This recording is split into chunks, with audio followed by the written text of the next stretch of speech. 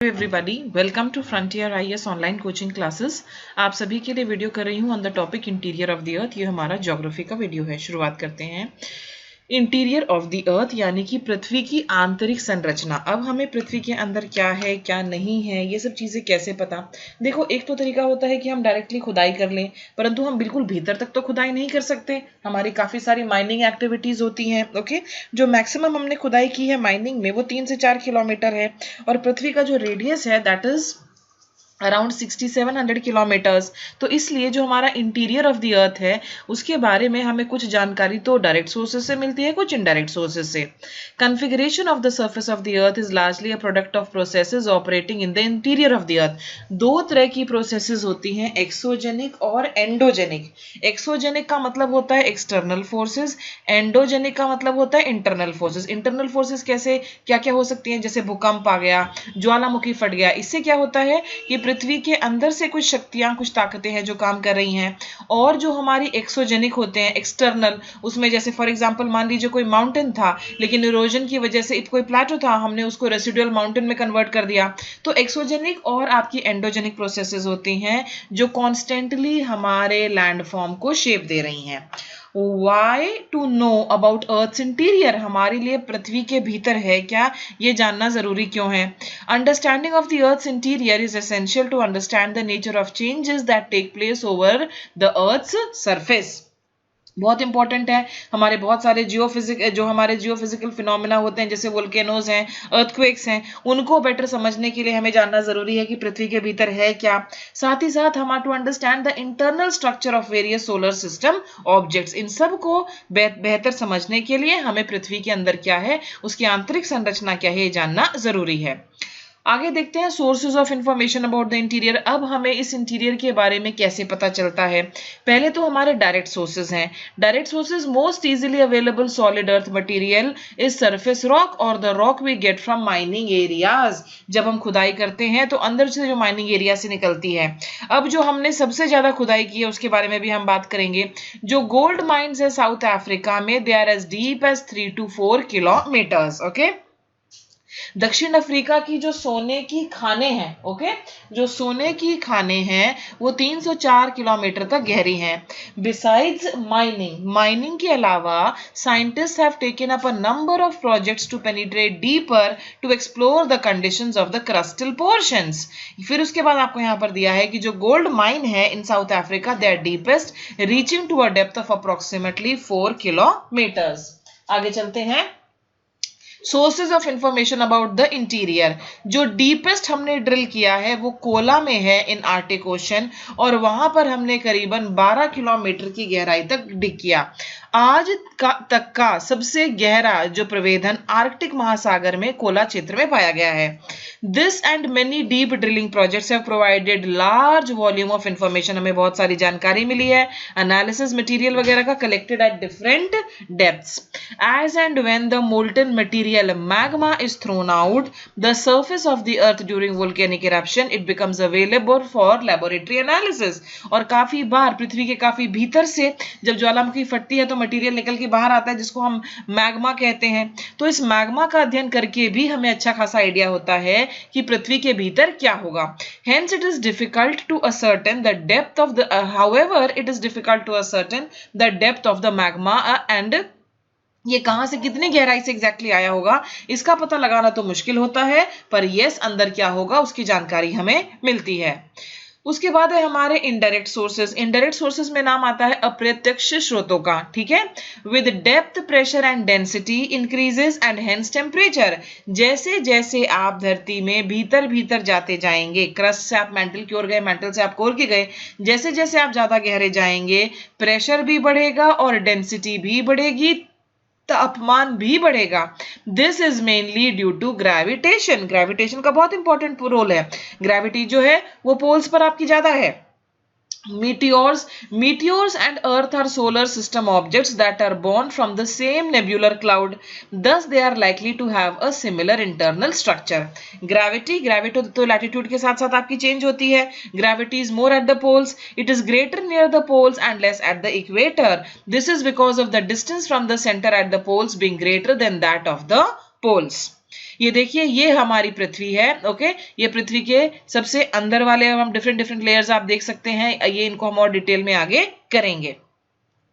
In direct sources, the gravity values also differ according to mass of the material. अब अगर हम कह रहे हैं कि जो gravity है, it is more at the poles.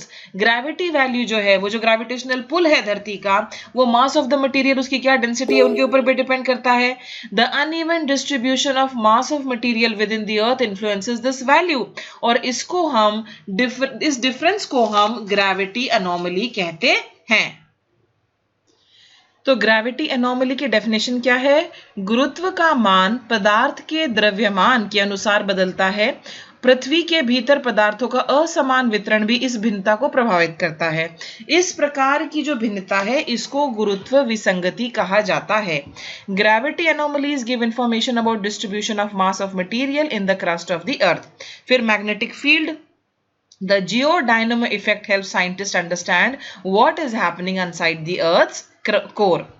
Magnetic field of the earth, हमारा जो planet है, our planet's magnetic field is believed to be generated deep down in the earth's core. ठीक है, हमारी जो पृथ्वी की जो चुंबकीय क्षेत्र है, हमारे ग्रह का जो चुंबकीय क्षेत्र है, वो पृथ्वी के अंतर्भाग से उत्पन्न किया होता है, ऐसा मानते हैं हम. Right at the heart of the core is a solid inner core, 2/3 of the size of the moon and composed primarily of iron. आपको बहुत अच्छे से पता है कि सबसे बाहर हमारा क्रस्ट होता है, उसके बाद हमारा मैंटल है और सबसे भीतर हमारा कोर है. ये जो कोर है, right at the heart of the earth है, ये बिल्कुल भीतर है. ये solid inner core 2/3 of the size of the moon है ये, and it is composed primarily of iron. इसको हम निफे भी तो कहते हैं क्योंकि ये निकल और आयरन का बना हुआ है. At 5700 degree Celsius this iron is as hot as the sun's surface. ये जैसे जैसे कि हम भीतर की ओर जाते हैं, मैंने आपको बताया कि तापमान जो है वो बढ़ता जाता है, तभी तो हमारे जो गीजर्स हैं, हॉट स्प्रिंग्स हैं, वहां पर जो पानी निकलता है वो भाप के रूप में निकलता है, काफी गर्म होता है. तो at 5700 degree centigrade this iron is as hot as the sun's surface. लेकिन ऊपर जो क्रशिंग प्रेशर होता है caused by gravity prevents it from becoming liquid. हमारा जो कोर है वो भी दो पार्ट्स में डिवाइडेड है, इनर कोर और आउटर कोर. मैंटल भी हमारा इनर और आउटर इस तरह से डिवाइडेड है. ओके, सॉरी, इनर यहां होगा और आउटर यहां होगा. ओके, जो इनर वाला है हमारा और आउटर वाला, तो मैंटल और कोर जो है ये इनर और आउटर में भी डिवाइडेड है. Surrounding this is the outer core. अच्छा, तो जो हमारा इनर कोर है, this magnetic field of the earth, आवरण, this is the outer core, a 2000 kilometre thick layer of iron, nickel and small quantities of other metals. Lower pressure than the inner core means the metal here is fluid. Differences in temperature, pressure, composition within the outer core cause convection currents in the molten metal as cool dense matter sinks whilst warm less dense matter rises. देखो, तापमान में फर्क है, pressure में फर्क है, composition में फर्क है. Okay, composition with in the outer core causes convection currents in the molten metal. इस वजह से जो हमारा कूल डेंस मैटर है वो सिंक हो जाएगा, जो भारी चीजें हैं वो ज्यादा सिंक होती हैं, जबकि जो वार्म और लाइटर है वो ऊपर आपका फ्लोट करता रहेगा. This flow of liquid generates electric currents which in turn produce the magnetic fields. तो हमने बहुत अच्छे से जाना कि ये मैग्नेटिक फील्ड जनरेट कैसे हो रही है. ये मैग्नेटिक फील्ड आपकी इस प्रकार से जनरेट हो रही है कि भीतर जो है हमारे डिफरेंट सब्सटेंसेज हैं जो हैवी हैं वो आपके सिंक हो रहे हैं. तो this flow of liquid it generates electric currents which in turn produce magnetic fields. Charged metals passing through these fields go on to create electric currents of their own and so the cycle continues. इस self sustaining loop को इसको हम कहते हैं जियोडायनामो. जियो का मतलब क्या है? पृथ्वी से संबंधित. इन क्षेत्रों से हम सारा पढ़ते हैं ये तरल लोहे का यह प्रवाह, जैसे कि हमने देखा कि भीतर जो है वो लिक्विड फॉर्म में है, तरल लोहे का यह प्रवाह विद्युत धारा उत्पन्न करता है जो बदले में चुंबकीय क्षेत्र उत्पन्न करता है. इन क्षेत्रों से गुजरने वाली आवेशित धातुओं स्वयं विद्युत धारा को उत्पन्न करती हैं. इस प्रकार यह चक्र चलता रहता है. यह सब स्थायी वलय भू डायनामो कहलाता है. Spiralling caused by the Coriolis force means that separate magnetic fields created are रफली aligned in the same direction. Their combined effect adding up to produce one vast magnetic field engulfing the planet. High level of temperature and pressure downwards, volcanic eruptions, उसके बाद hot springs, geysers, ये सब हमें क्या दिखाते हैं? जो magma निकल के आता है वोल्केनिक इरप्शन के दौरान वो बेहद गर्म और तरल फॉर्म में होता है। तो क्लियरली इंडिकेशन है कि भीतर बहुत ज्यादा गर्मी है, तापमान काफी ज्यादा हाई है। High temperatures are attributed to automatic disintegration of radioactive substances, तापमान वहां पर हाई है। Gravitation and the diameter of the earth helps in estimating pressures deep inside. Magnetic field of earth, इसके अलावा मीटियोइड से भी हमें काफी सारे सबूत मिलते हैं। जो उल्का पिंड है, जब ये धरती पर गिरते हैं तो अत्यधिक घर्षण होने के कारण इनकी बाहरी परत जल जाती है और आंतरिक कोड अनावृत हो जाता है। ये जो मीटियोइड्स हैं ये बेसिकली क्या होता है, ये हमारी धरती पर आकर गिरते हैं, ठीक है। When they fall on the earth the outer layer is burned during their fall due to extreme friction. Friction कब होता है? फ्रिक्शन तब होता है जब दो चीजें आपस में रगड़ी जाए, हीट जनरेट होती है। तो उस हीट जनरेशन की वजह से इनका आउटर लेयर जल जाता है और उसके बाद हमें इनका जो इनर कोर है वो एक्सपोज हो जाता है हमारे सामने। The heavy material composition of their core confirms the similar composition of inner core of the earth। और उसके बाद हम क्या पाते हैं कि इनका जो इनर कोर है हमारे उल्का पिंडों का, मीटियोराइट्स का, ये similar to the inner core of the earth है, as both have evolved from the same star system in the remote past. हमने जब ओरिजिन ऑफ द अर्थ, पृथ्वी की कैसे शुरुआत हुई, हमने देखा था कि सारी चीजें ओरिजिनली एक नेब्यूला से स्टार्ट हुई थी, ठीक है। तो उसमें हमने सारा कुछ ये देखा था। तो मीटियोइड्स का जो इनर कोर है और जो पृथ्वी का इनर कोर है वो सेम टाइप सब्सटेंसेस से बना हुआ है। Most important indirect source is seismic activity. तो हमें मीटियोइड से बहुत जानकारी मिलती है, हमें वोल्केनिक इरप्शन से जानकारी मिलती है, लेकिन सबसे महत्वपूर्ण जानकारी पृथ्वी के भीतर क्या है वो हमें मिलती है अर्थक्वेक्स से। Major understanding of the earth's internal structure is mainly from the study of seismic waves. Magnetic field of the earth, seismic waves. Study of seismic waves produces a complete picture of the layered structure। ये बिल्कुल clearly अगर हम जो तरंगे निकलती हैं एक भूकंप के दौरान उनका हम अध्ययन करें तो हमें बिल्कुल क्लियर हो जाता है कि धरती के भीतर आखिर है क्या। हमें पता चलेगा कि अलग अलग लेयर्स हैं। स्टडी ऑफ सिस्मिक वेव्स, भूकंपीय लहरों का अध्ययन पृथ्वी की आंतरिक परतों का संपूर्ण चित्र प्रस्तुत करता है। सबसे पहले तो ये जानते हैं कि अर्थक्वेक होते क्यों हैं। अर्थक्वेक के पीछे बहुत सारे कारण हैं, बिल्कुल नेचुरल फिनोमिना है, लेकिन आजकल के जमाने में मैन मेड अर्थक्वेक्स भी हो जाते हैं। जब कहीं बहुत ज्यादा माइनिंग एक्टिविटीज कर दें इंसान, या फिर कहीं पर बहुत ज्यादा आपकी माइनिंग एक्टिविटीज के अलावा हम वाटर स्टोर कर दे डैम वगैरह में, तो वहां पर भी भूकंप आ जाते हैं। देखो अर्थक्वेक बेसिकली उन जगहों पर आता है जहां पर कि आपके फॉल्ट्स हो। तो जो हमारी पैसिफिक रिंग ऑफ फायर है वहां पर आपके अर्थक्वेक्स वगैरह हैं। A fault is a sharp break in the crustal rock layer. Rocks along a fault tend to move in opposite directions, but the friction exerted by the overlying rock strata prevents the movement of the rock layer. तो इन वजह से आपका जो है ये earthquake आता है। अब आगे, under intense pressure rock layer at certain point overcomes the friction offered by the overlying layer and undergoes an abrupt movement generating shock waves. गहन दबाव के कारण शेल की जो परतें हैं एक समय पर ऊपर के शैल खंडों के दबाव पर काबू पा लेते हैं और अचानक से गतिमान हो जाते हैं, जिससे भूकंपीय तरंग पैदा होती है। भूकंप के दौरान बहुत सारी एनर्जी रिलीज होती है।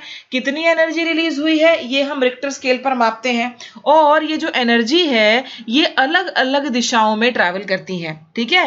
P waves, S waves generate होते हैं जो अलग अलग दिशाओं में आपके ट्रैवल करेंगे।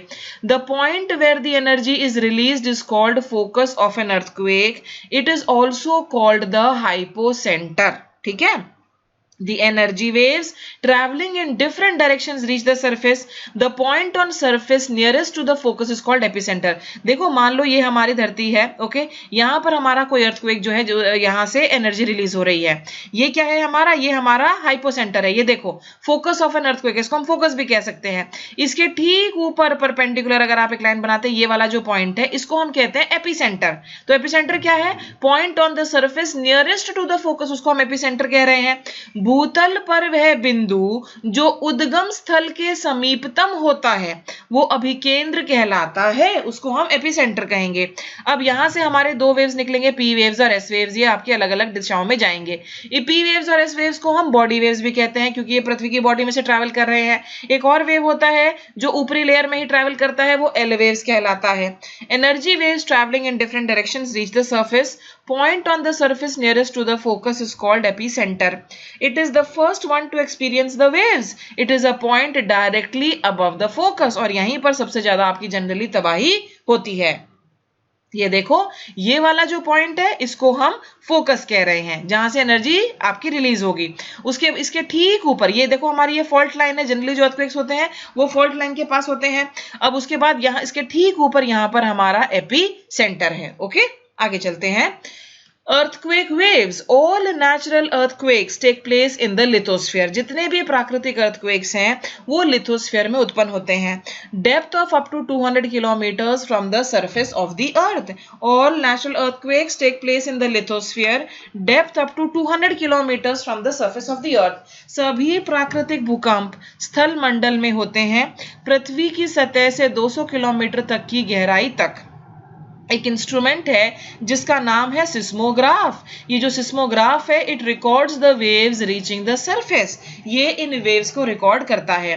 भूकंप मापीय यंत्र सिस्मोग्राफ नामक उपकरण सतहों तक पहुंचने वाली तरंगों को अभिलेखित करता है, उसको ये मापता है।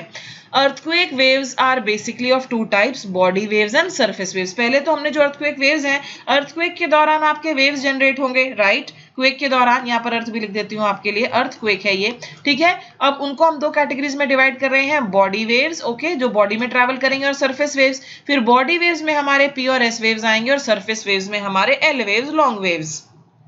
बॉडी वेव्स कौन से हैं? They are generated due to the release of energy at the focus. Focus से जब एनर्जी रिलीज होगी तो ये जनरेट होते हैं और सभी दिशाओं में जाएंगे, travelling through the body of the earth, इसलिए हम इनको नाम देते हैं body waves. They are two types of body waves, इनको हम पी वेव्स और एस वेव्स कहते हैं। भूगर्भिक तरंगे उद्गम केंद्र से ऊर्जा मुक्त होने के दौरान पैदा होती है और पृथ्वी के अंदरूनी भाग से होकर सभी दिशाओं में आगे बढ़ती है, इसलिए इन्हें भूगर्भिक तरंग कहा जाता है। भूगर्भिक तरंगें दो प्रकार की होती हैं, पी तरंग और एस तरंग। अब देखते हैं पी तरंग क्या होती है। पी तरंग को हम एक और नाम से जानते हैं, इनको हम लॉन्गिट्यूडनल या कंप्रेशनल वेव्स भी कहते हैं। समझाती हूं आपको एक बार। They move faster and are the first to arrive at the surface. Okay, सबसे तेज गति से ट्रैवल करते हैं ये और पहले होंगे जो सरफेस पे पहुंचेंगे, इसलिए हम इनको प्राइमरी वेव्स भी कहते हैं। कभी आपने देखा है कोई स्प्रिंग जो है, ओके, जब आप स्प्रिंग को रिलीज करते हैं, ओके, स्प्रिंग से जो आपका कंप्रेशनल वेव्स क्रिएट होते हैं, वही कंप्रेशनल वेव, स्प्रिंग को आप याद रखिए। स्प्रिंग किस तरह से होती है? इस तरह से आपकी स्प्रिंग होती है ना, तो ऑल्सो कॉल्ड एज लॉन्गिट्यूडनल और कंप्रेशनल वेव्स, और ये साउंड वेव्स के सिमिलर हैं। जिस डायरेक्शन में ट्रैवलिंग होगी उसी डायरेक्शन में आपका ये चलेगा। These travel through gaseous, liquid and solid material. ये बहुत इंपॉर्टेंट है, इसको याद रखना कि जो पी वेव्स हैं वो हर प्रकार के मीडियम में ट्रैवल करते हैं, गैशियस मीडियम में, लिक्विड मीडियम में एंड सॉलिड मटेरियल में। Gaseous, liquid and solid. This gives clues about the solid inner core.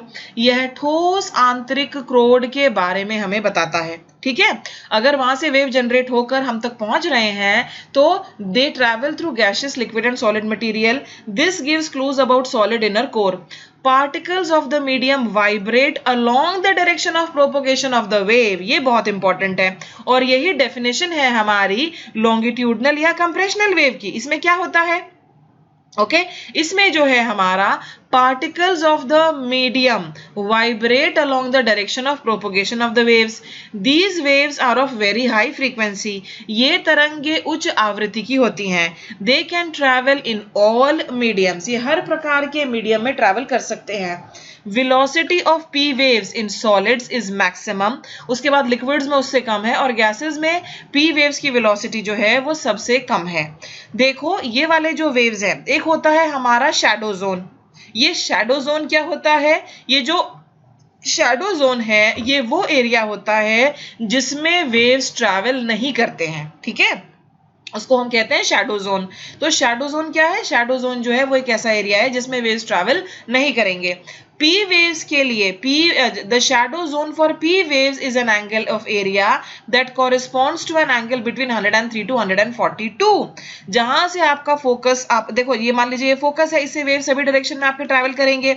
वो वाला क्षेत्र जो 103 डिग्री से लेकर 142 डिग्री, 103 से लेकर 142 डिग्री के बीच में होता है, वो P वेव्स के लिए आपका शैडो जोन कहलाता है। P वेव्स के लिए वो शैडो जोन कहलाएगा। ये देखो, ये है हमारे P वेव्स और ये नीचे वाले जो है हमारे S वेव्स, कंप्रेशन, डायलेशंस। और ये वाले जो वेव है इनका जो मटेरियल है, क्लियरली देखो यहां पर दिया गया है, medium vibrate along with direction of propagation of the wave. लेकिन जो एस वेव है, मान लीजिए मैं अपने पेन से एक धागा बांध देती हूं और उसके बाद मैं उस धागे को झटकती हूं। ये मान लीजिए कि ये मेरा पेन या पेंसिल है, देखो कितनी जबरदस्त ड्राइंग है मेरी, ठीक है। अब इसे मैंने एक धागा बांध और उसके बाद जब मैं झटकती हूं तो वो धागा कैसे ट्रैवल करेगा? इस तरह से ट्रैवल करेगा। ये जो बना ये मेरा एस वेव है। एस वेव इस तरह से ऊपर नीचे ट्रैवल करता है, ठीक है। तो वो इस तरह से तो ट्रैवल कर रहा है इस डायरेक्शन में, लेकिन ट्रैवल कैसे कर रहा है? वो ऐसे ऊपर नीचे, तो ये परपेंडिकुलर हो गया, राइट। आगे देखते हैं। अब हम एस वेव्स के बारे में बात करते हैं। They arrive at the surface after some time lag, कुछ समय बाद, पी वेव के पहुंचने के कुछ समय बाद ये पहुंचेंगे। इनको हम सेकेंडरी वेव्स कहते हैं, ऑल्सो कॉल्ड एज ट्रांसवर्स और डिस्टॉर्शनल वेव्स। इनको हम ट्रांसवर्स या डिस्टॉर्शनल वेव्स कहते हैं। They can travel only through solid material. इनके बारे में इंपॉर्टेंट जानकारी ये है कि केवल सॉलिड मटेरियल में से ये ट्रैवल कर सकते हैं, यानी कि ट्रैवल करते टाइम अगर बीच में कोई लिक्विड आ जाए तो फिर ये ट्रैवल नहीं करेंगे। Reflection causes waves to rebound, whereas refraction causes waves to move in different directions. The variations in the direction of waves are inferred with the help of their record on seismograph. The surface waves are the last to report on the seismograph. ये सबसे बाद में report होते हैं, record होते हैं आपके seismograph पर। ये देखो फिर से एस वेव्स का, जैसे कि मैंने आपको बताया, ये देखिए इस तरह से आपका एस वेव जो है वो ट्रैवल करता है। वेवलेंथ क्या होता है? ये एक कंप्लीट वेव के बीच में जो डिस्टेंस होता है, that is known as the wavelength. Earthquake waves analogous to water ripples or light waves, okay. A secondary wave cannot pass through liquids or gases, जो हमने बात की अभी एस वेव्स की, ये it cannot pass through liquids or gases. These waves are of high frequency. They travel at varying velocities proportional to shear strength through the solid crust of the earth's mantle. Shadow zone भी है इनका, yes. The shadow zone of S wave extends almost halfway around the globe from the earthquake's focus. इनका जो shadow zone वाला area है वो और भी ज्यादा है, क्योंकि ये ना लिक्विड में ट्रैवल करेंगे ना गैसियस फॉर्म में, केवल सॉलिड में ट्रैवल करते हैं। इनका शैडो जोन वाला area, the shadow zone for S wave is an area that corresponds to an angle between 103 to 180 degree. इसके बीच में ट्रैवल नहीं करते हैं। और इससे हमें क्या पता चला? इससे हमें ये पता चला कि जिस एरिया में ये ट्रैवल नहीं कर रहे हैं, जाहिर सी बात है वहां पर आपका कोई लिक्विड होगा। तो इससे हमें क्या पता चला? This observation led to the discovery of liquid outer core.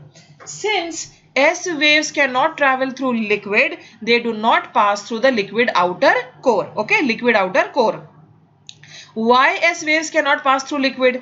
S waves are shear waves which move particles perpendicularly to the direction of propagation. जैसे कि मैंने आपको बताया कि अगर वो इस तरह से प्रोपोगेट हो रहे हैं तो इस तरह से उनका मूवमेंट होता है।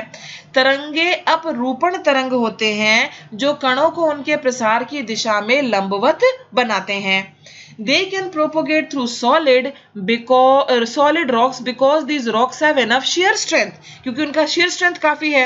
लेकिन the shear strength is one of the forces that holds the rock together and prevents it from falling into pieces. In fact, it is matter of rigidity. S waves need a medium rigid enough to propagate. अब क्योंकि जो liquids हैं वो इतनी ज्यादा rigid नहीं है, इसलिए ये लिक्विड्स में ट्रैवल नहीं कर पाते हैं। इनको ट्रैवल करने के लिए जिस मीडियम में ट्रैवल कर रहे हैं उसका स्ट्रॉन्ग होना, उसकी शेयर स्ट्रेंथ अच्छी होनी, उसका रिजिड होना जरूरी है, जो लिक्विड्स के केस में नहीं है। ये देखो आउटर कोर, इनर कोर, ये सारों का सारा आपको नजर आ रहा है यहाँ पर। ये जो इस तरह से है ये हमारे एस वेव्स है, क्योंकि एस वेव्स के बारे में मैंने आपको बताया इस तरह से आपको ट्रैवल करते हैं यहाँ पर यहाँ पर यहाँ पर, ये सारे का सारा। ओके, यहाँ पर देखो वेरी वीक पी वेव्स मिलेंगे आपको। फिर इस तरफ भी अगर आप देखें तो यहाँ पर इस तरह वाला सारा एस वेव्स है, और जो ब्लू वाले हैं वो हमारे पी वेव्स हैं। जो ब्लू वाले हैं वो आपके ये यहाँ पर अगर आप क्लियरली देखें, time and strength of seismic wave gives a picture of the interior, कितना समय लगा हम तक पहुंचने के लिए, किस किस में से ट्रैवल किया, और वो सारे का सारा। यहाँ पर ये ऊपर सबसे ऊपरी लेयर है अर्थ की, यहाँ पर आप देखिए S and P waves will be felt. यहाँ पर क्योंकि ये वीक ये शैडो जोन वाला एरिया आ गया, very weak P waves will be felt. तो यहाँ के लोग इस बारे में बात करेंगे कि भूकंप आया भी कि नहीं आया, पर यहाँ के लोग अच्छी खासी बात करेंगे कि वो जबरदस्त भूकंप आया है। तो इस तरह से आपका ये सारा है। सरफेस वेव्स एक तीसरे प्रकार का वेव भी होता है जिसको हम सरफेस वेव्स या एल वेव्स कहते हैं। धरातलीय तरंगे, धरातलीय तरंगे एल तरंग, सरफेस वेव्स को हम एल तरंग कहते हैं। इनको हम लॉन्ग पीरियड वेव्स भी कहते हैं। ये लो फ्रीक्वेंसी के होते हैं, लॉन्ग वेवलेंथ के होते हैं, एंड ट्रांसवर्स वाइब्रेशन इनकी होती है। कम आकृति वाली, दीर्घ तरंग दैर्ध्य वाली तथा अनुप्रस्थ कंपन वाले ये होते हैं। Affect the surface of the earth only and die out in smaller depth, develop in the intermediate neighborhood of the epicenter, they cause displacement of rocks and hence the collapse of structures occurs। इनकी देखो धरती के ऊपर जितनी उथल पुथल होती है ये करते हैं, सबसे ज्यादा तबाही ये करते हैं। जितना भी डिस्प्लेसमेंट ऑफ रॉक्स है, जितने भी हमारे स्ट्रक्चर्स कोलैप्स होते हैं, वो एल वेव्स की देन है भूकंप के दौरान। These waves are responsible for most of the destructive force of earthquake recorded last on the seismograph। ये सिस्मोग्राफ पर सबसे आखिर में रिकॉर्ड होते हैं। ये देखो ये है सरफेस वेव्स की एक पिक्चर। उसके बाद है हमारे earthquake waves, propagation of earthquake waves. Different types of earthquake waves travel in different manners. जैसे कि मैंने बात की P waves, S waves, L waves, ये अलग अलग तरीकों से ट्रैवल करते हैं। एज दे मूव और propagate they cause vibration in the body of the rocks through which they pass. जैसे जैसे आगे बढ़ते हैं, जिस रॉक में से ये पास हो रहे हैं उसमें भी आपकी वाइब्रेशन होती है इन the body. P waves vibrate parallel to the direction of the wave. This exerts pressure on the material in the direction of the propagation. As a result, it creates density difference in the material, leading to stretching and squeezing of the material. On the other two waves जो है हमारे, they vibrate perpendicular to direction of propagation. Direction of vibration of S waves is perpendicular to the wave direction in vertical plane. इसलिए they create crests and troughs in the material through which they pass. Earthquake waves get recorded in seismographs, जो कि बहुत दूर दूर located होते हैं, इसीलिए क्योंकि वो वहां तक इनके वेव्स ट्रैवल करते हैं। However there exist some specific areas where waves are not reported, और इनके बारे में हम ऑलरेडी डिस्कस कर चुके हैं कि इनको हम शैडो जोन कहते हैं अंग्रेजी में, और हिंदी में इनको क्या कहते हैं, ऐसे क्षेत्र को भूकंपीय छाया क्षेत्र कहते हैं। Earthquake waves, study of different events reveal that for each earthquake there exists an altogether different shadow zone. Seismographs located at any distance within 105 degree from the epicenter वो P waves और S waves दोनों को record करेंगे। Seismographs जो located है beyond 145 degree from epicenter, they will record the arrival of P waves, लेकिन S waves को वो रिकॉर्ड नहीं करेंगे। Thus a zone between 105 to 145, 105 से पहले तो दोनों रिकॉर्ड हो रहे हैं, 105 से 45 के बीच में केवल P waves रिकॉर्ड हो रहे हैं। Thus a zone between 105 degrees to 145 from epicenter was identified as shadow zone for both types of waves. Entire zone beyond 105 degree does not receive S waves.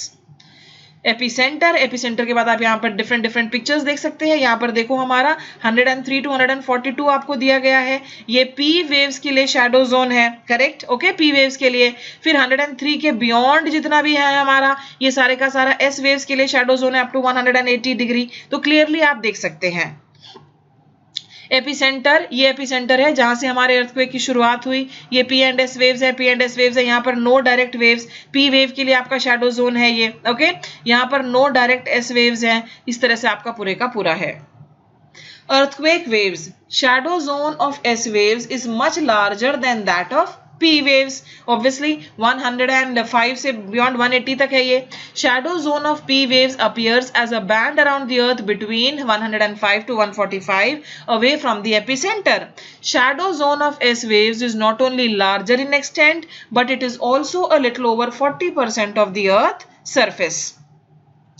How these properties of P and S waves help in determining the Earth's interior. अब हमने काफी बात कर ली कितने प्रकार के waves निकलते हैं, उनके क्या फीचर्स हैं, वो कैसे ट्रैवल करते हैं, उनके लिए शैडो जोन क्या, वो सारी बातें हमने कर ली हैं. अब हम आगे देखते हैं कि अब हमें ये किस तरह से मदद करते हैं समझने में कि भीतर अर्थ के है क्या. How these properties of P and S waves help us in determining the Earth's interior. Reflection causes waves to rebound, whereas refraction makes waves move in different directions. Variations in the direction of waves are inferred with the help of their being recorded in the seismograph. Change in densities greatly varies the wave velocity. By observing the changes in direction of the wave, different layers can be identified. तरंगों की दिशा में क्या बदलाव आ रहा है, इन सब चीजों पर अध्ययन करके हम पृथ्वी के भीतर कौन कौन सी लेयर्स हैं उनको आइडेंटिफाई कर सकते हैं. Earth's layers. अब Earth's layers are identified by studying various direct and indirect sources. तो हमने जब इन सारी चीजों का अध्ययन किया, खुदाई भी कर ली, वोल्केनोस को भी पढ़ लिया, अर्थक्वेक की वेव्स को भी पढ़ा, तब हम इस निष्कर्ष पर पहुंचे कि ब्रॉडली धरती के भीतर जो है हमारा, वहां पर 3 लेयर्स हैं. एक को हम कहते हैं क्रस्ट, एक को हम कहते हैं मैंटल और तीसरे को हम कहते हैं core. The structure of the Earth's interior is made up of several concentric layers, crust, mantle and core. Earth's layers based on chemical properties. सबसे ऊपर है हमारी भू प्रॉपर्टी, फिर है हमारा मैंटल या जिसको प्रावार कहते हैं, और अंदर है हमारा क्रोड. सबसे बाहर क्रस्ट है, ठीक है, ये वाला. फिर ये जो आप देख रहे हैं यहां से लेकर यहां तक, ये हमारा मैंटल है. उसके बाद हमारा कोर है. कोर भी हमारा ये एक इनर कोर है, ये वाला जो अंदर पोर्शन जो आपको नजर आ रहा है, और ये जो पीले वाला है ये हमारा आउटर कोर. और ये देखो पीछे हमारा इंडिया भी है. अर्थ लेयर्स. अब हम इन तीनों लेयर्स के बारे में विस्तार पूर्वक जानकारी लेते हैं. सबसे पहले अर्थ का जो क्रस्ट है, ओके, क्रस्ट जो है ये सबसे पतला आउटर थिनर लेयर है. इसकी थिकनेस 30 से 50 किलोमीटर है. तो जैसे कि मैंने आपको बताया था कि हमारा radius of the earth 6700 kilometre के आसपास था, तो ये केवल 30 से 50 किलोमीटर. आप सोच सकते हो कितना पतला है. Thickness of the crust varies under oceanic and continental areas. ऐसा नहीं है कि थ्रू आउट सेम है, ऐसा बिल्कुल भी नहीं है. जो ओशनिक क्रस्ट है वो हमारा पतला है 5 से 30 किलोमीटर तक, लेकिन जो कॉन्टिनेंटल क्रस्ट है वो 50 से 70 किलोमीटर तक आपका मोटा है. कॉन्टिनेंटल क्रस्ट थिकर है in areas of major mountain systems. It is as much as 70 to 100 kilometre thick in the Himalayan region. जहां क्रस्ट को अपने ऊपर बड़े बड़े पहाड़ सपोर्ट करने हैं, वहां पर क्रस्ट की जो चौड़ाई है, जो उसकी थिकनेस है, वो बढ़ जाती है. ये देखिए, अब मैं आपको ये वाला समझाती हूं कि ये है हमारा क्रस्ट. ओके, क्रस्ट में क्या क्या है. क्रस्ट ऊपर का 0 to 100 किलोमीटर यहां दिखा रहा है, इसके अंदर एस्थेनोस्फीयर है. उसके बाद ये वाला जो पोर्शन है क्रस्ट के बाद हमारा फिर मैंटल और कोर आ जाते हैं. क्रस्ट में क्या क्या है, ऊपर ये लिथोस्फीयर आपको दिख रहा है, क्रस्ट एंड अपर सॉलिड ये वाला जो पोर्शन है, फिर मैंटल आएगा, फिर आपका कोर आएगा, कोर का एक लिक्विड पोर्शन आएगा और एक सॉलिड पोर्शन आएगा. और ओवरऑल देखो यहाँ पर क्या लिखा हुआ है, 6378 किलोमीटर. ये पूरे का पूरा रेडियस है. अप्रोक्सीमेटली रफली हम इसको 6500 किलोमीटर बोलते हैं बोलते टाइम. ओके, आगे चलते हैं. The outer covering of the crust is of sedimentary material, granitic rocks, and below that lies crystalline, igneous, metamorphic rocks which are acidic in nature. Lower layer of the crust जो है वो basaltic और ultra basic rocks का बना हुआ है. Contents are composed of lighter silicates. जो contents हैं वो lighter silicates के बने हैं. Silica plus aluminium. Silica plus aluminium को हम सियाल भी कहते हैं. SiAl. Si is for silica and Al is for aluminium. While the oceans have heavier silicates, और जो oceanic crust है उसको हम सीमा भी कहते हैं, Si सिलिका के लिए और magnesium Ma. Earth's mantle. Okay, हमने क्रस्ट के बारे में बात कर ली, अब हम बात करते हैं मैंटल के बारे में. जो मैंटल है it extends from Mohorovicic discontinuity. Crust और मैंटल के बीच में जो डिस्टिंग्विशिंग लाइन है उसको हम मोहोरोविक डिसकंटिन्यूटी कहते हैं. मोहोरोविक डिसकंटिन्यूटी जो है आपको 35 kilometre to a depth of पर आपको नजर आएगी. The mantle extends from Mohorovic discontinuity to a depth of 2900 kilometer. Mohorovic discontinuity to the outer core. Crust and the upper most part of the mantle, इसको एक साथ हम कहते हैं लिथोस्फीयर। जैसा कि हमने अभी पढ़ा था कुछ समय पहले कि लिथोस्फीयर में सारे नेचुरल अर्थक्वेक्स अकर होते हैं। इसकी जो थिकनेस है it ranges from 10 to 200 kilometre. जो लोअर मैंटल है it x tends beyond the asthenosphere, it is in solid state. Density कितनी है मैंटल की? 2.9 to 3.33। जैसे हम अंदर की ओर जाते जाएंगे डेंसिटी बढ़ती जाएगी। Density ranges from 3.3 to 5.7 in the lower part. Composed of solid rock and magma, ये जो पोर्शन है हमारा ये सॉलिड रॉक और मैग्मा का बना है। 83% ऑफ द अर्थ वॉल्यूम यहाँ पर है। Outer layer of the mantle is partly simatic while the inner layer is composed of wholly simatic ultra basic rocks. अब earth's layers, upper portion of the mantle, इसको हम asthenosphere कहते हैं। एस्थेनो का मतलब होता है वीक या कमजोर, और एस्थेनोस्फीयर जो है it extends up to 400 kilometres. ये मेन सोर्स ऑफ मैग्मा है that finds its way to the surface during volcanic eruptions. It has a density higher than the crusts. Earth layers में फिर आ जाता है नंबर कोर का। It lies between 2900 kilometre and 6400 kilometre below the earth surface, सबसे अंदर है ये। 16% ऑफ द अर्थ वॉल्यूम के टर्म्स में सबसे मैक्सिमम किसका था? मैक्सिमम था हमारा मैंटल का। Core has the heaviest mineral material of highest density, जाहिर सी बात है आयरन है इसमें, निफे है ना, Fe, तो सबसे ज्यादा डेंसिटी तो होगी। इट इज कंपोज्ड ऑफ निकल एंड आयरन, जिसको हम निफे कहते हैं।